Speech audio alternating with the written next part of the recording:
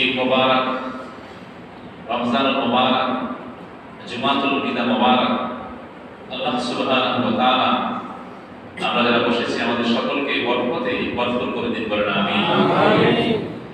দুরূদ এবং সালাম পাঠ করছি বিশ্বের সর্বকালের সর্বযুগের সর্বশ্রেষ্ঠ মহামানব নবী আরবি মুহাম্মদুর রাসূলুল্লাহ সাল্লাল্লাহু আলাইহি ওয়াসাল্লামের পবিত্র রমজান মাস।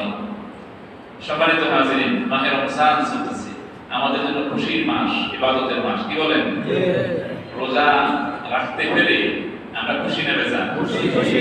আমরা যে সিয়াম সাধনা করছি সুবহ সাদেক থেকে সূর্যাস্ত পর্যন্ত উপবাস কাটাচ্ছি এবং জৈবিক সকল চাহিদাকে তরক করেছি, বর্জন করেছি, মনের সকল খায়েশকে দূরে সরে দিয়েছি, এতে ভালো লাগে না খারাপ লাগে?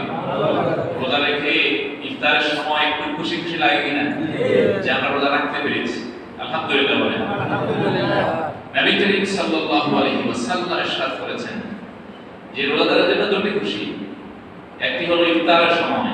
যত কথাই বলেন, যত কষ্টই আমাদের হয়, ইফতার সামনে নিলে ভালো লাগে না? নবীজি ঘোষণা দিয়েছেন ইফতার সময় মাফ করে দেয়। আমাদের সামনে খাওয়া আছে, কত উন্নত মানের শরবত আছে, খাই না? কার হুকুম পালন করছি? আল্লাহ। কার ভয় খাই না? আল্লাহ ভয়।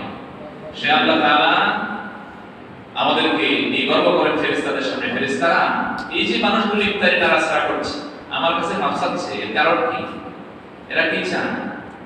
ফেরেশতারা বলেন এরা তো সিয়াম সাধনা করছে, এরা আপনার সন্তুষ্টি চায়, আপনার ভয়ে তারা খায় না, তারা গুনাহ মাফ চায়। সুবহানাল্লাহ বলেন। সুবহানাল্লাহ। প্রতি ইফতারে আমরা গুনাহ মাফ চাই কি চাই না? চাই। আল্লাহুম্মা ইন্নাকা আফুউন তুহিব্বুল আফওয়া ফা'ফু আন্না ফা'ফু আন্নি।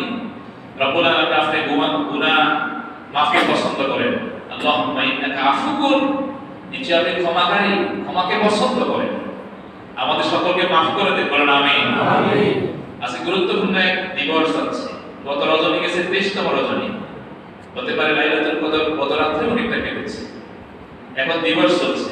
আল্লাহ আমাদের সকলকে মাফ করে দিন, বলেন আমিন। আমিন। পরিবার পরিজনকে নিয়ে আরেকটার দিকে ওঠার চেষ্টা করেছে, আল্লাহ কবুল করেছেন। এভাবে সকলের উঠা দরকার আছে না নাই? এটা আপনাদেরকে মধ্যে জমাই বলি ভাই। নবী করিম সাল্লাল্লাহু আলাইহি ওয়াসাল্লাম পুরো রমজানে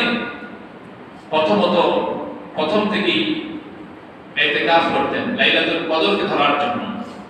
এরপরে যখন অনেকটাই আল্লাহর পক্ষ থেকে ইলহাম হয়েছে যে লাইলাতুল কদর শেষ সঠিক বলেন সুবহানাল্লাহ, নবী করিম সাল্লাল্লাহু আলাইহি ওয়াসাল্লাম সাহাবায়ে কেরামদেরকে জানিয়ে দিয়েছেন তাহাররু লাইলাতুল কদর, তোমরা লাইলাতুল কদর তালাশ করো ফিল আশরিল আওয়াখির রমাদান, রমজানের শেষ দশকে, বলেন সুবহানাল্লাহ। নবীজি আর ঘুমাতেন না, সাহাবায়ে কেরাম আর ঘুমতেন না, বিছানা আলো করে ফেলতেন, উঠিয়ে ফেলতেন। এরা ছিল নবুয়তী চরিত্র, বিশাল মন, বিশাল ঈমানের অধিকারী ছিলেন নবী আলাইহিস সালাম।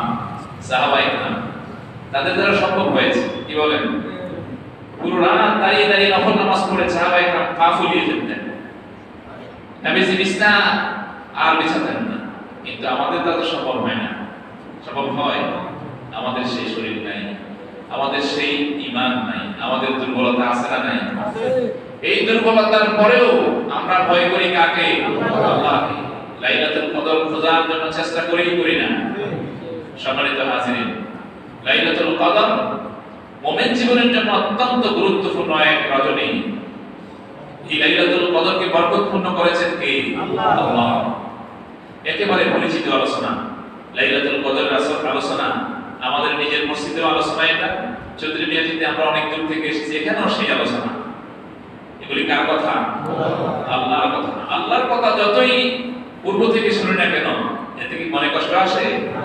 সূরা ফাতিহা দৈনিক আমরা কতবার তেলাওয়াত করি? আল্লাহু আকবার বলেন। আল্লাহু আকবার।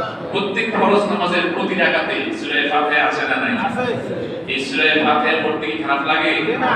কারণ মনের ভিতরে সামান্য ওয়াসওয়াসা আসছে? আসে না। লাইলাতুল কদর প্রতি বছর একবার আসে। সূরায়ে আমরা কদর থেকে আলোচনা করি, এতে খারাপ লাগে? না। কথাগুলো কার? আল্লাহ। আল্লাহ রাব্বুল আলামিন বলছেন ইন্না আনসালনাহু ফি লাইলাতিল কদর, নিশ্চয় আমি